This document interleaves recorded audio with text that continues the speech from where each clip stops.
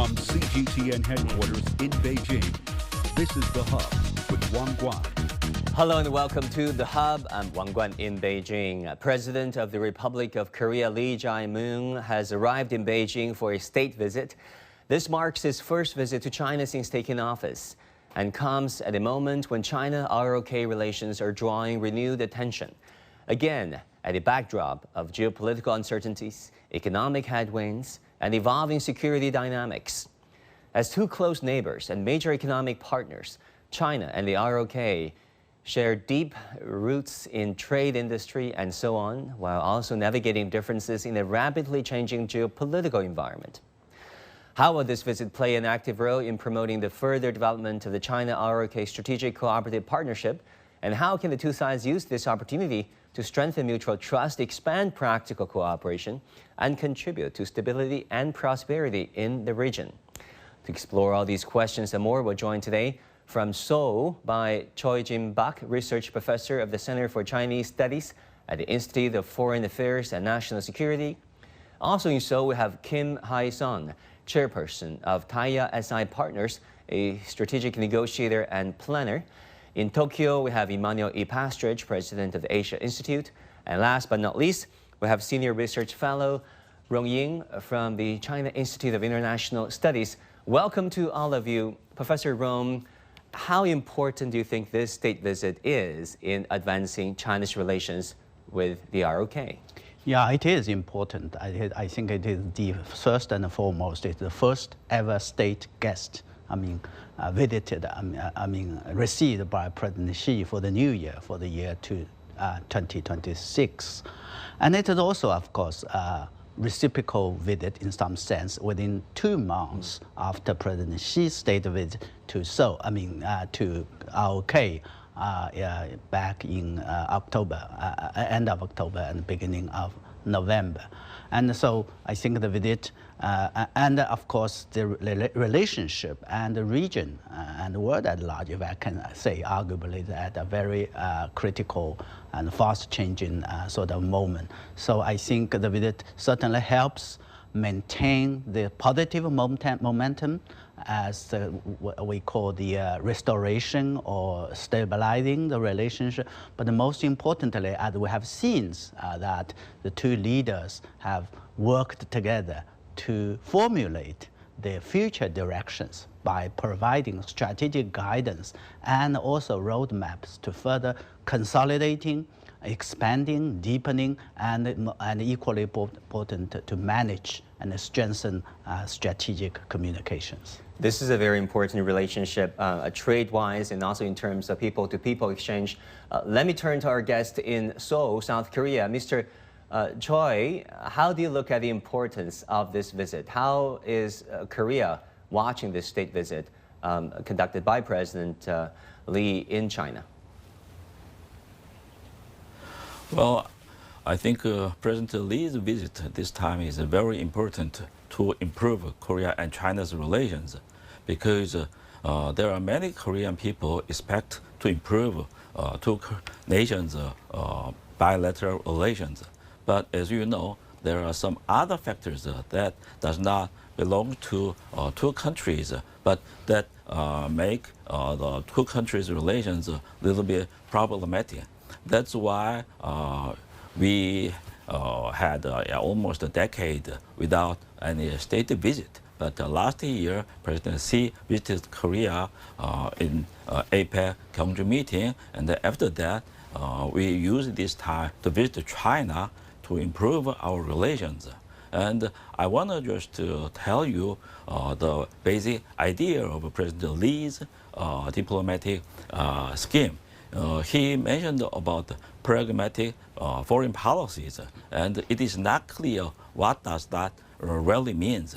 But from this visit, we had a chance to tell the entire world what kind of ideas Korean government has in terms of pragmatic foreign policies, which means even though there is some disagreement between Korea and China, but if there is some room, we can cooperate and improve the relations that we want use that kind of cooperative room to improve two countries' relations. That's why this time, even though there is no joint communique from both leaders, but there are 14 MOU. And I think these 14 MOUs represent in a practical way how China and Korea can improve some in a very detailed matters. We can improve two countries' relations. So I think this visit is really important to show how Korea and China improve two countries' relations in the future. Right. Let's not forget this is the first visit to China by a Korean president, by a South Korean ROK president in a long time, because the previous president of the ROK skipped a state visit to China that eludes the former leader of the ROK. Now, Ms. Kim, what tone do you think President Lee's visit has set for the future of China-ROK relations?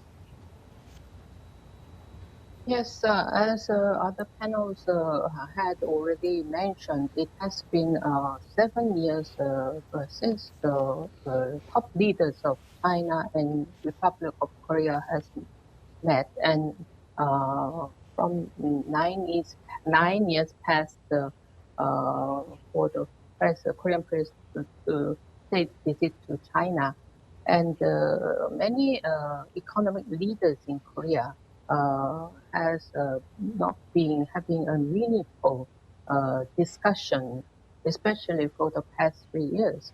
So the cluster, especially deep tech area and diplomatic relationship and the peaceful settlement in the Korean Peninsula, all these key issues and are outstanding at the moment. So it is very important and meaningful timing for the two leaders to meet this time, especially at the beginning of this year when the world environment is moving very fast and all the methods are no longer valid at the moment. So in order to advance the strategic cooperative partnership between the two countries, this is the right timing for the two summits to meet, and which will follow by other people of the two countries to exchange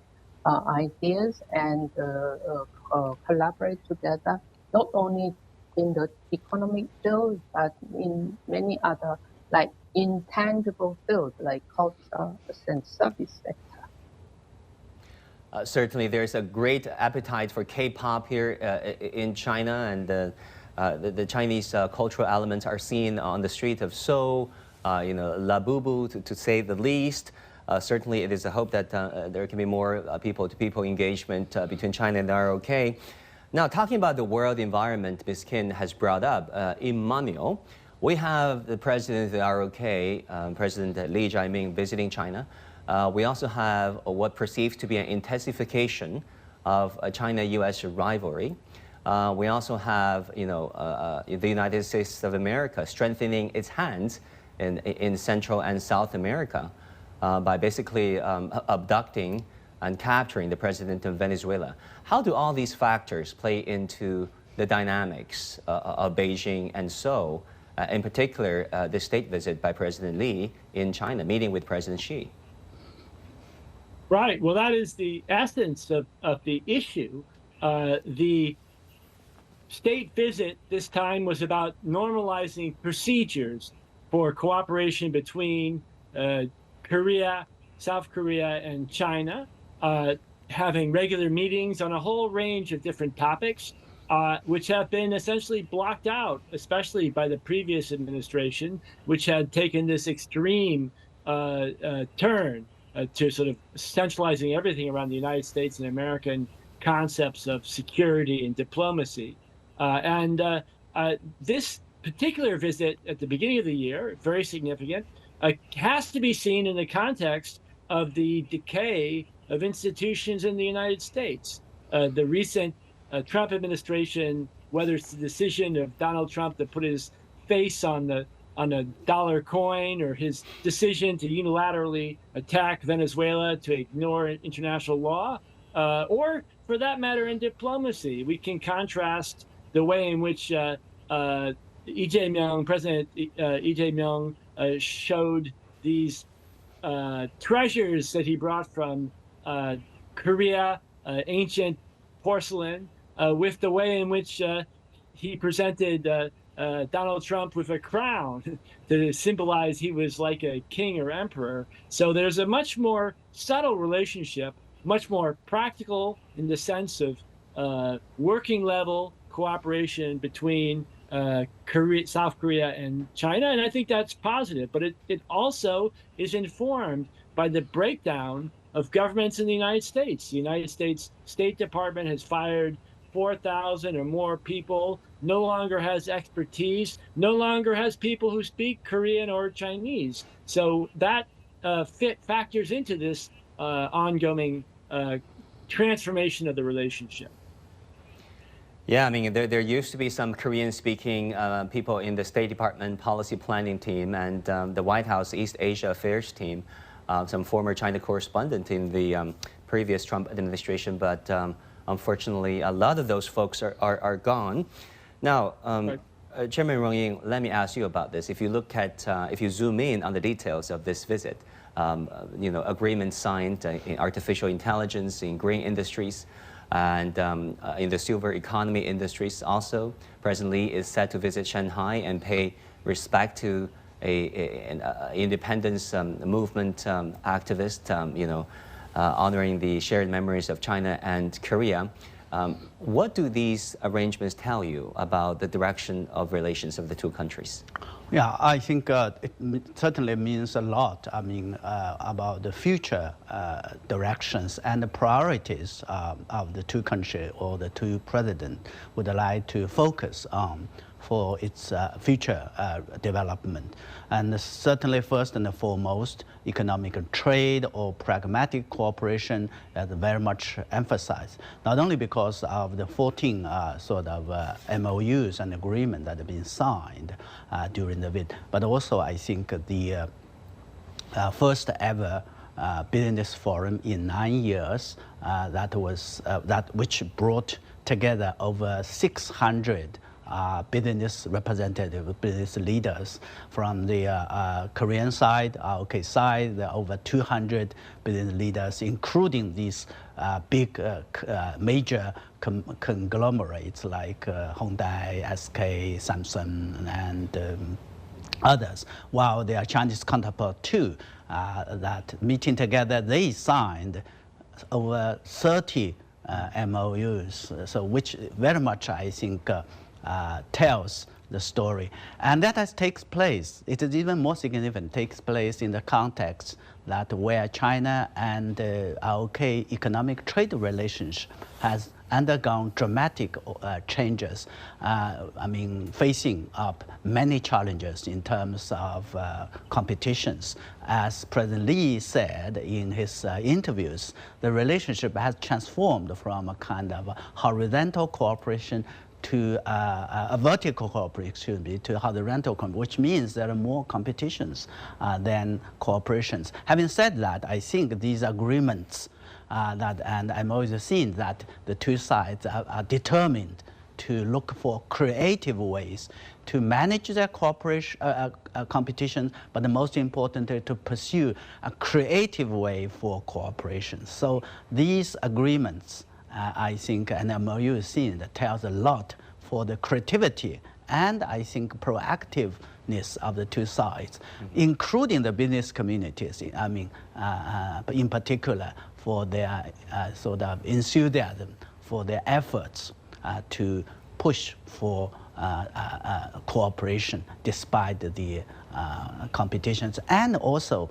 the changing dynamics of the context where geopolitics, over securitizations, and if I may, that the third country factor disturbance from the United States and others. Yeah, if you look at the trade, since the early 1990s when China also recognized the ROK, On top of the DPRK, bilateral trade was $6.5 billion, and now it is almost $300 billion. And Mr. Choi, let me ask you about this. What areas do you think hold the most promise for China and ROK in advancing their economic relations going forward? Well, I think there are many rooms that we cannot still see the actual, practical areas that can be cooperate together. But what is clear now is China and Korea, in economically and technologically, we need to cooperate closely because the challenge we are facing is really big, and there are a lot of uncertainties. So without close cooperations, then we cannot make the future more bright. So I think Korea and China need to cooperate in economic and advanced technological areas. But here I really want to point out one thing, because there are many economists, they think China want to develop its advanced technology sectors by itself without any kind of close economic relations with other countries, because China think the way to develop its economy depends on whether China can develop its technologically competitive sector. So which looks like China focusing more on its domestic technology sector without making some serious cooperation with other countries. So I think this kind of images make China's position a little bit weaker in the global societies. So what I want to tell you now is China need to use this the relations with Korea to improve the economic development and develop the new technology sector with Korea together. That make China's position much better in global society. So I think we need to cooperate very closely in the future. That's the point I want to add here now. Great. Ms. Kim, talking about technology cooperation, do you think the United States would allow the Republic of Korea, South Korea, to cooperate on a full range of products and services and R&D with China, given what's going on right now?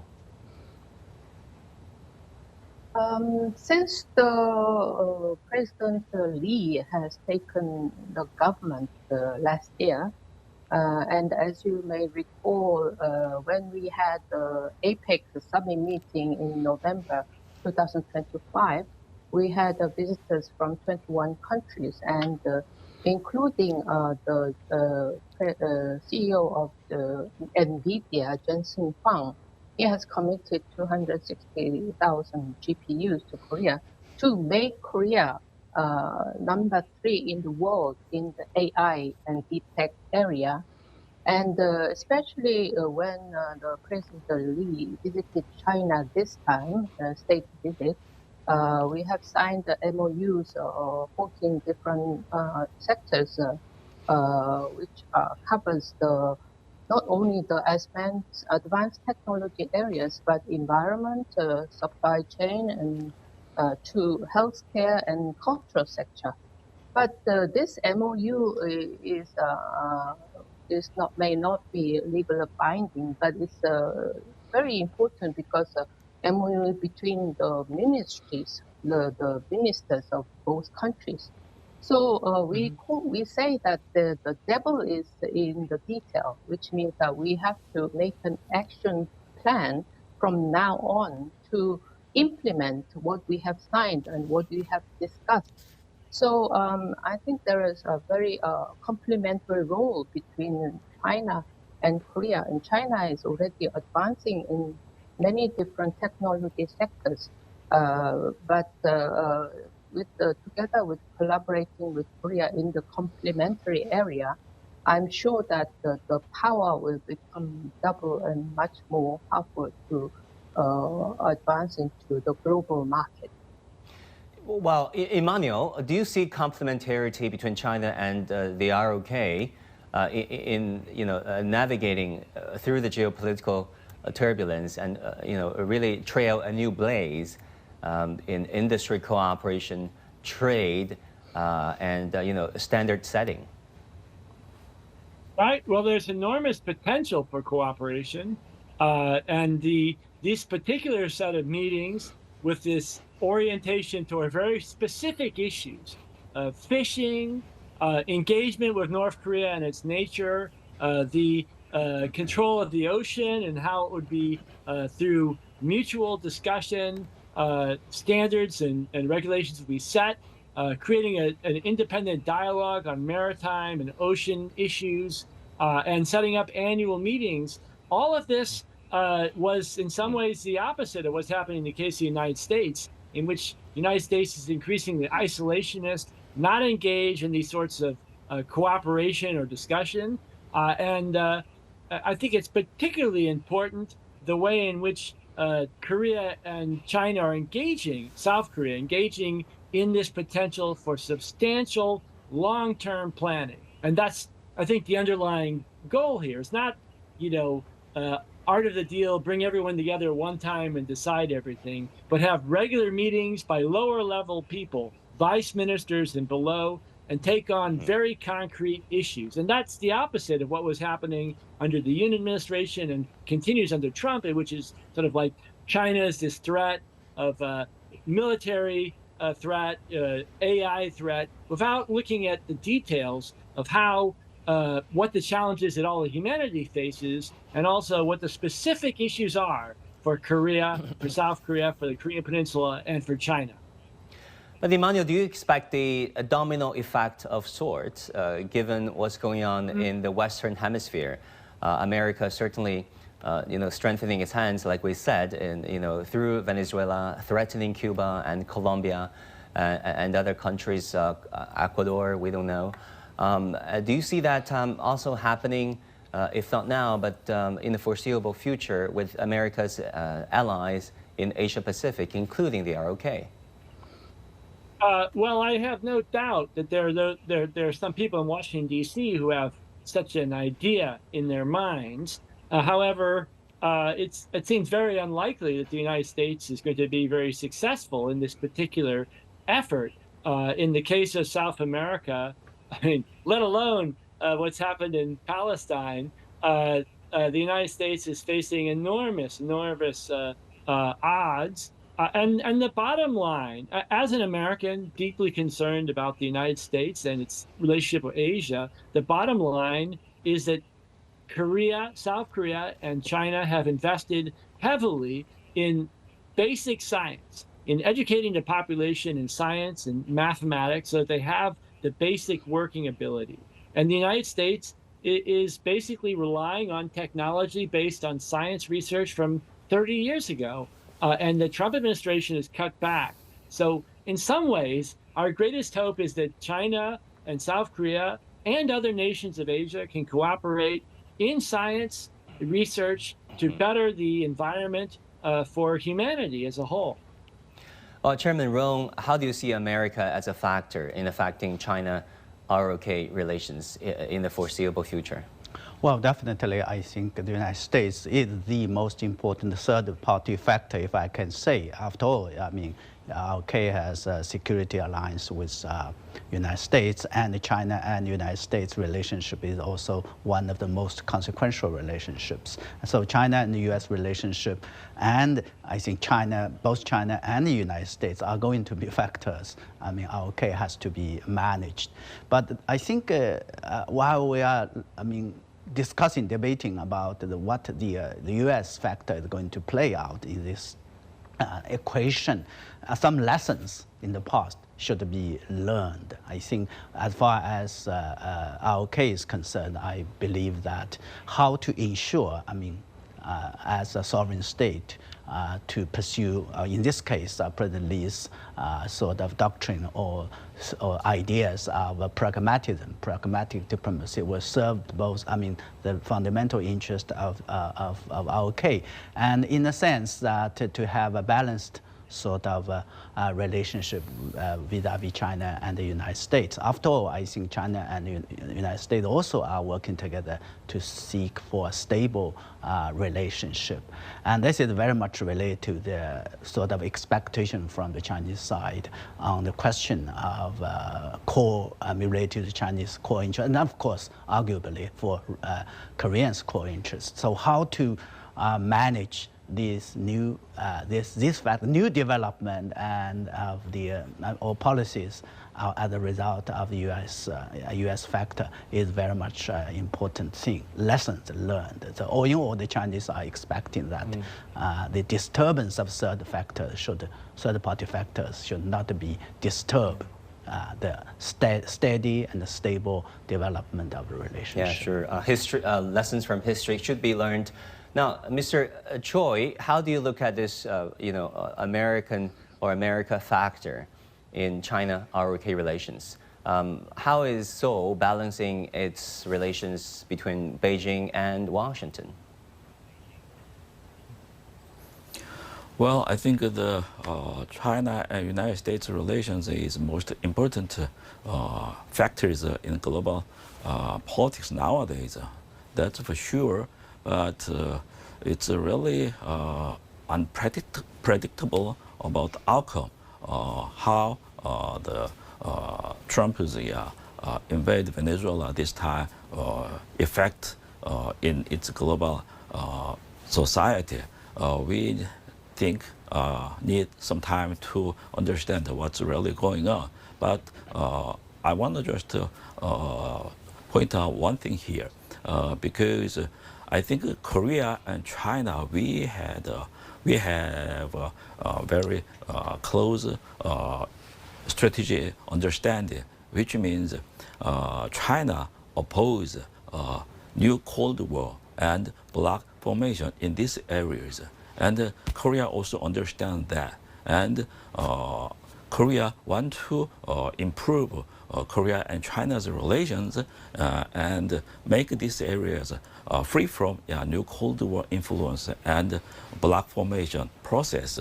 I think that could bring more peaceful environment in this area, and that will provide us more opportunities about economic development in this region. So there is a very close strategic understanding between Korea and China, and we have really believe in China's that position. Well, about 1 minute left, Ms. Kim. How is South Korea ROK walking the thin line, balancing its relations between China and the United States? Yes, at this moment, both China and Korea is facing a strong pressure from the U.S. In terms of export tariff and goods exporting to U.S. And this is one of the key reasons that can push back the economic growth of both countries. And it is somewhat against the spirit of fair trade. So Korea has been, between Korea and China, we have been depending upon China in export trade almost to 25%. But now it has shrink back. Very smaller trade is between Korea and China. But it is right time. It is about time that we increase that to the normal and normalize export trade between the two countries. Normalizing trade is very important, Ms. Kim. I'm sorry to cut you, but that's all the time we have for this live broadcast. Thank you to all the guests joining us at this hour. They'll do it for this edition of The Hub. I'm Wang Guan in Beijing.